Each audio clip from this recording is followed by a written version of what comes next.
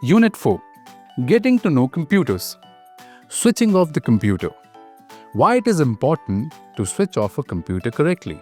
Properly shutting down a computer is important because it prevents data loss and corruption, ensures files and programs close safely, helps the computer function efficiently, keeps the system running smoothly, saves electricity, and extends the life of computer components, reduces unnecessary power usage and wear.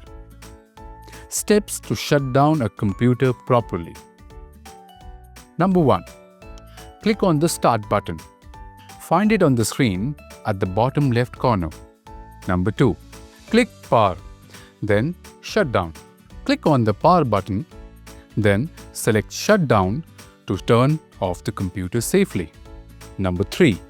Switch off the monitor. Press the Power button to switch off the screen. Number 4.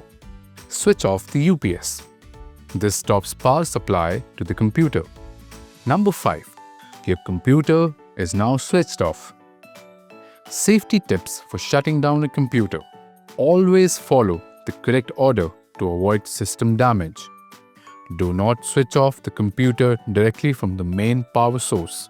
Note: do not touch the power plug. Seek help from teacher or parents.